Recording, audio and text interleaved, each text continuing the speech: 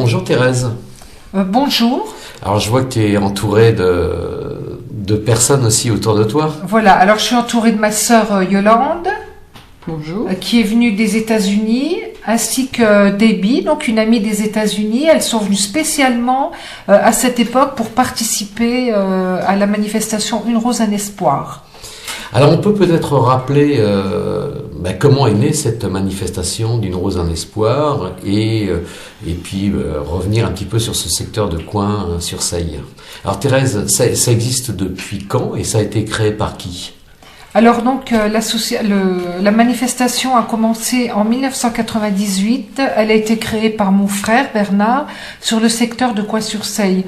Donc en 98, une quarantaine de motards ont répondu à l'appel de Bernard et on a pu en 98 on a récolté la somme de 5 000 ou 6 000 euros. Donc et pour nous ça nous paraissait déjà phénoménal. Alors, comment est venue cette idée généreuse justement et la mise en place de cette manifestation ? Alors donc c'est venu dans la famille comme dans beaucoup d'autres familles malheureusement on a des êtres chers qui sont partis des suites d'un cancer et Bernard s'est dit pourquoi pas essayer d'aider la recherche. Bernard étant un motard, il s'est dit je vais essayer de regrouper autour de moi quelques amis et puis on va donc faire quelque chose pour apporter de l'argent à la recherche. Alors l'idée des roses, comment c'est venu ? Alors l'idée des roses, je crois que c'est venu du cœur. On peut pas dire autrement. On s'est dit, on va offrir une rose. C'est venu comme ça. Ça n'a pas été réfléchi. Je crois que la fleur, la rose, c'est le symbole de l'amitié, c'est le symbole de beaucoup de choses et ça n'a pas été réfléchi. Ça a été une rose et puis je pense que c'est venu vraiment comme ça du cœur. Alors il y a dû y avoir les premiers villages. Alors quel a été le choix ? Bon, vous étiez originaire de Coin, donc ça a été Coin et puis d'autres villages aussi au départ. Comment vous êtes organisé un petit peu cette première manifestation ? Alors donc c'est parti de Coin parce que Bernard habite Coin et donc Bernard a décidé que ce serait le canton de Verny, donc tous les villages avoisinants de Coin-sur-Seille et je sais pas 98 c'est déjà tellement loin, on a dû parcourir peut-être une vingtaine de communes, de villages là et voilà quoi, c'était le secteur de Verny. Il fallait qu'on reste dans le secteur de Verny parce que on savait pas où on allait mettre les pieds, on savait pas ce que ça allait donner. Et comment les gens vous ont accueilli pour ces premières manifestations ? Alors l'accueil a été vraiment très chaleureux, sauf que quand on a créé donc cette opération, il se trouve que quelques mois avant, il y a eu le scandale de l'Arc. Alors évidemment, il y a quand même eu des portes qui se sont fermées en nous disant ouais on sait ce que c'est, on donne, on sait pas où va l'argent de ça. Donc il y a eu cette difficulté, mais quand même globalement les gens ont été très réceptifs à notre demande. Alors petit à petit, ça a commencé par s'organiser. Je ne sais pas combien vous avez vendu de roses à la première édition, mais progressivement, ça augmente. Oui, ça augmente. Alors là, je pourrais pas vous dire, je me rappelle plus à la première édition combien on en a vendu. En tout cas, je vous ai dit, on a dû récolter 6 000 euros, 6 ou 7 000 euros. Et maintenant, l'année dernière, on a quand même remis à la Ligue 429 800 et quelques centimes d'euros. Donc la progression est flagrante. Alors, vous m'avez dit que vous étiez 14, 15 au début, et puis à Coin, ça a quand même énormément évolué. Voilà. Il y a combien d'équipages aujourd'hui qui se prêtent à cette manifestation ? Alors donc là, actuellement, sur le secteur de Coin-sur-Seille, il y a 13 équipages, 13 groupes, et chaque groupe est composé d'un minimum de 12 motards. On sonne chez l'habitant et on propose une rose contre un don de 2 euros minimum. Alors il y a eu quelques soucis, on en parlait des faux motards justement qui proposent des roses mais pas pour le compte de la Ligue là. Voilà. Oui, malheureusement cette année Ça s'est passé aussi l'an dernier d'ailleurs. Cette année, donc, nous avons appris la semaine dernière que des motards étaient allés dans des villages de la Meurthe-et-Moselle. Donc, ils étaient munis de tirelires bleus. On n'a pas pu voir si c'était des tirelires de la Ligue et de gilets fluorescents jaunes comme nos motards. Et donc, ils allaient proposer des roses en se présentant comme étant des motards de l'association. Donc, à la suite de ça, nous avons tout de suite fait mettre un article dans le journal et nous avons prévenu donc les services de police et de gendarmerie. Alors, comment vous êtes accueillis maintenant dans les villages? Parce que ça fait quand même de nombreuses années que vous sollicitez les gens à la même période. Alors ça fait donc la 14e année et il y a toujours autant d'enthousiasme de la part des donateurs.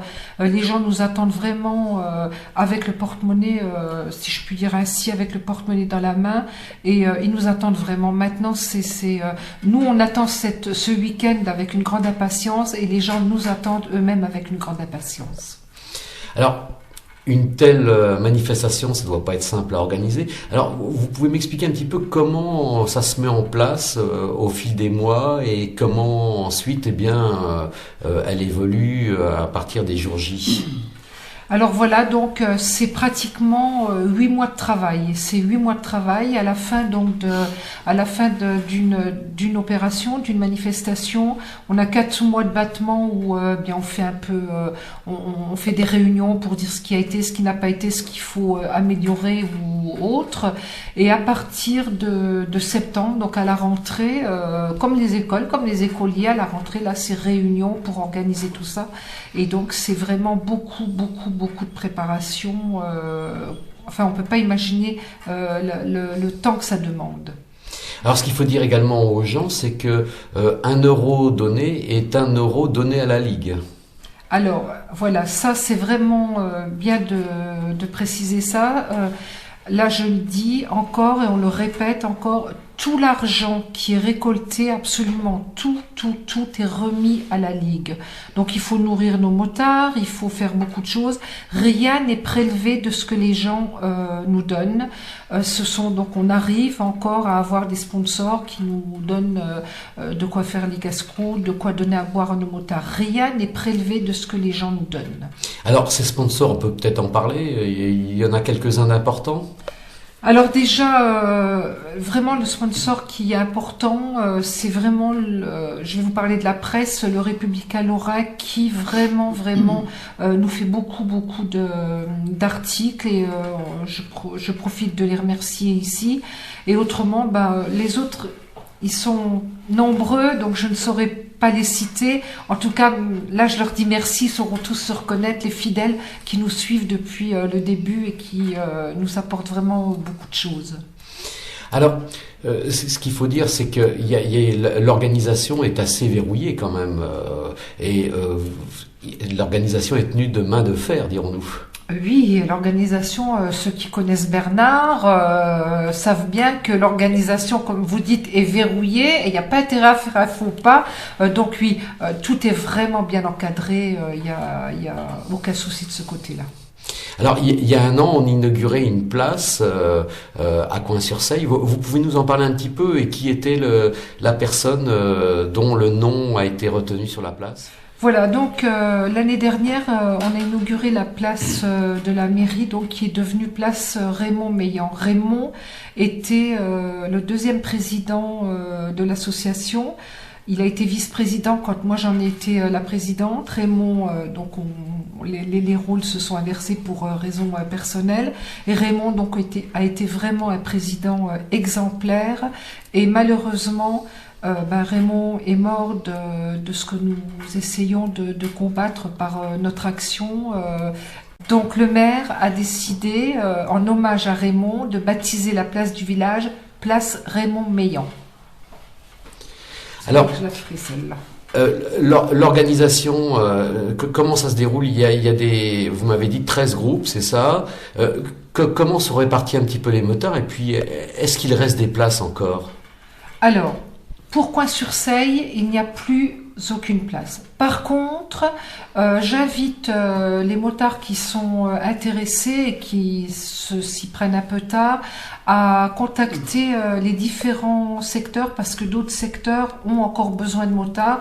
Je pense notamment à la vallée de l'Orne, au secteur de Sarrebourg, si je ne me trompe pas. Enfin, il y a quelques secteurs, Courcelles-Chaussy, il y a quelques secteurs qui ont encore besoin de motards. Donc, je les invite à regarder l'affiche sur le site ou l'affiche qu'on peut voir dans pas mal de magasins et prendre les numéros et s'inscrire. Donc, je pense qu'il est encore possible de s'inscrire pendant une petite, allez, on va dire 5-6 jours. Et puis également des femmes pour accompagner un petit peu ces motards. Eh ben, sans les passagères, ça n'existerait pas, parce que franchement, c'est les passagères qui font tout le boulot. On sait bien que les motards, c'est des machos quand même, hein. Donc, oui, évidemment, les passagères font un gros travail, parce que, croyez-moi, descendre, monter toute la journée, et ce, pendant 2 jours de la moto, c'est pas un mince travail. Thérèse, on parlait que la manifestation donc a démarré à Coin, mais progressivement, ça s'est épandu un petit peu sur l'ensemble de la Moselle, et puis sur d'autres départements comme l'Alsace, le territoire de Belfort, la Vendée, bientôt, je crois, dans le Massif central aussi. Voilà, effectivement. Donc là, on va parler de la région Lorraine. Donc la manifestation, comme on le disait auparavant, a commencé à Coin-sur-Seille, mais bien sûr, Bernard a su rallier d'autres motards. Et donc depuis, 25 secteurs se sont créés. Donc je vais les nommer, les secteurs. Alors il y a Bertrange, donc Coin-sur-Seille. Il y a les Côtes de la Meuse. Il y a Courcelles-Chaussy, Delme, Diemeringen, c'est en Alsace, Dieuze, Gondreville, Jarny, Lagrange-au-Bois, Marly, Morange, Autange, Rémilly, Rohrbach-les-Bitches, Saint-Avold, Saint-Julien-les-Metz, Sarralbe, Sarrebourg, Stirin-Windel, Toul, Trémery, Vallée de l'Orne, Woutzwiller et le Rupt de Made. Donc ces 25 secteurs vont sillonner différentes communes, donc pareil qu'à Coin-sur-Seille, les 16 et 17 avril. Alors, tout ça, ça s'organise. Il y a toute une équipe de bénévoles autour de ça. Comment ça s'organise un petit peu? Il y a déjà la réception et la préparation des roses. Ça doit pas être quelque chose de très simple. Alors donc les roses arrivent, il faut savoir que cette année, il y a presque 200 000 roses qui vont être emballées par les différents bénévoles de chaque secteur. Et donc c'est vrai que c'est un gros travail aussi en amont, donc parce que emballer les roses, c'est quelque chose qui est particulièrement difficile et fatigant. Alors, on va revenir sur le secteur que vous connaissez bien, celui de Coin. À Coin, comment ça va s'organiser cette préparation? Et puis, quels sont les bénévoles qui viennent vous donner la main justement à cette opération d'emballage? Alors à Coin-sur-Seille, les roses vont commencer à être emballées le mercredi 14, il me semble, ou je sais plus, le mercredi avant les roses, à partir de 9h, donc à la ferme de Coin-sur-Seille. C'est principalement les groupes du 3e âge de Coin-sur-Seille et des villages environnants qui ont cette tâche donc depuis plusieurs années. Là, vous êtes complet, vous demandez pas de bénévoles? Non, là, je crois que c'est pareil, c'est toujours la même personne qui gère et il me semble bien qu'il y a suffisamment de monde. Alors ensuite, les bénévoles, ça va être aussi autour de l'organisation de ces 2 journées. Alors oui, il y a les bénévoles qui vont confectionner les sandwichs pour le dimanche, donc, puisque le samedi, on a la chance que le lycée Poncelet de Metz-Bellecroix nous ouvre ses portes et nous prête son réfectoire. Donc tout ça à titre bénévole aussi. Les cuisiniers, enfin le personnel des cuisines va travailler et également bénévolement pour nourrir nos équipages, ce qui représente quand même à peu près 400 personnes. Oui, c'est sur le secteur de Coin. Il y a d'autres secteurs qui vont se retrouver au même endroit ou non? Non, là c'est uniquement le secteur de Coin-sur-Seille. Alors, l'année dernière, c'était Marly, et là, il y avait Marly et puis Coin en même temps. C'était énorme, ça. Voilà, alors donc cette année, on a dissocié Marly, ça fait toujours partie du même secteur, mais pour des raisons, je veux dire, pratiques, on a donc séparé les deux secteurs et Marly va manger de son côté et nous de notre côté parce que là, ça faisait vraiment beaucoup, beaucoup de monde. Il y a un départ, il y a des horaires de départ, il y a toute une organisation autour, et puis on m'a dit qu'il y avait des chefs de secteur, il y avait des... Mais c'est pire qu'à l'armée tout ça. Oui, mais il faut donc que ce soit vraiment bien organisé. Alors donc concernant les autres secteurs, les départs, les points de rassemblement, moi j'invite tous les motards qui vont participer, de contacter leur chef de secteur, donc les différents secteurs. En ce qui concerne notre secteur, le rendez-vous est fixé le samedi matin à 7 heures, place Raymond Meillan.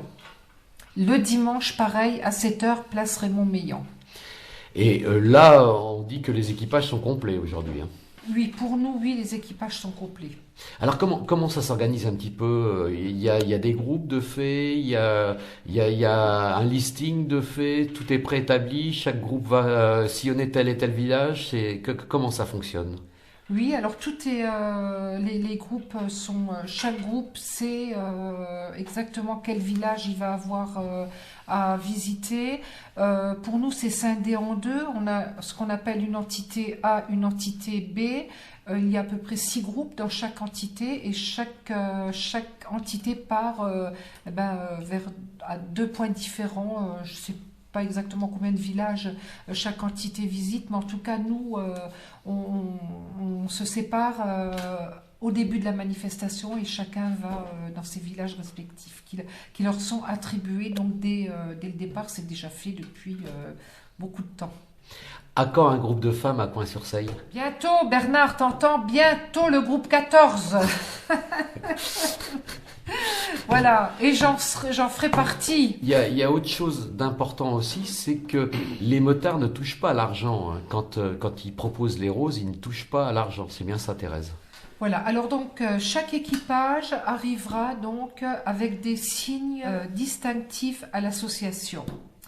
Ils seront donc équipés avec une tirelire qui est estampillée la Ligue contre le cancer. La tirelire, chaque tirelire est scellée et nous n'avons absolument pas le droit d'ouvrir les tirelires. Donc nous ne pouvons pas rendre la monnaie et les tirelires ne sont absolument pas ouvertes par les motards. Alors, d'autre part, ces tirelires sont bleus, c'est ça, hein? Les tirelires sont bleus et je répète, estampillés avec un signe particulier aussi donc de la Ligue contre le cancer. Et la personne qui fait donc son don met directement l'argent dans cette tirelire sans passer par la personne qui tend la rose. Voilà, exactement. En principe, on essaye dans la mesure du possible que ce soit les personnes elles-mêmes qui mettent dans la tirelire. Bon, bien sûr, il y a des personnes âgées qui peuvent pas, donc elles nous donnent l'argent, on met devant elles. On ne part jamais avec la tirelire dans une main et l'argent dans l'autre. L'argent, si c'est nous pour quelque raison qu'elle soit, si c'est nous qui sommes obligés de mettre dans la tirelire, en tout cas, nous le faisons devant la personne qui a donné l'argent. Alors, le seul mode de paiement que vous n'acceptez pas encore, c'est les cartes bleues. Je pense qu'on n'acceptera jamais.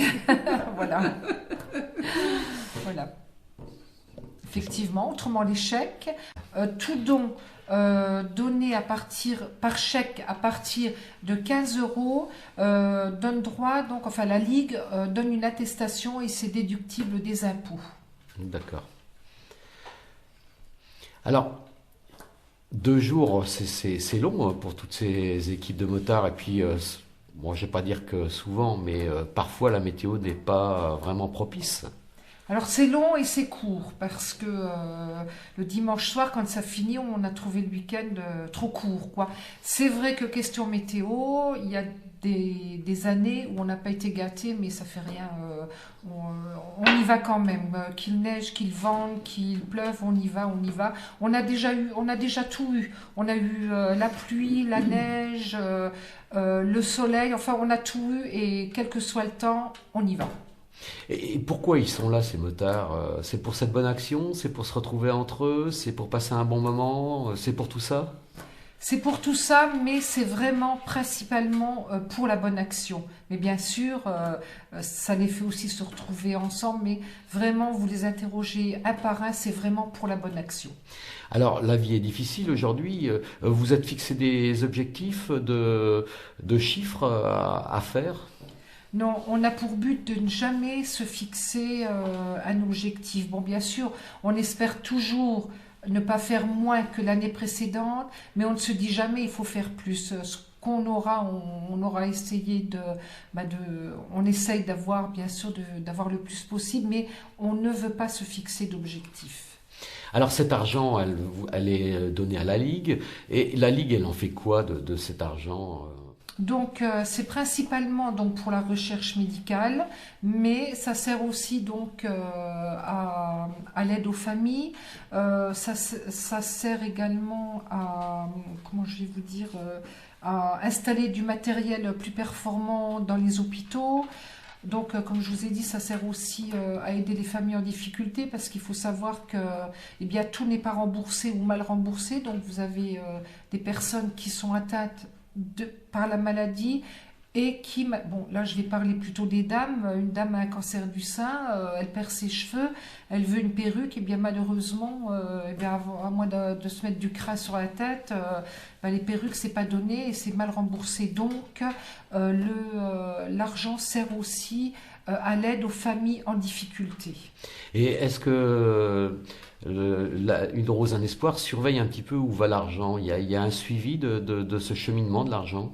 Absolument. Donc nous avons une personne qui est d'ailleurs elle-même chef de secteur, qui a intégré le comité de la Ligue, donc, et elle a une transparence totale sur ce qui est fait avec cet argent que nous reversons.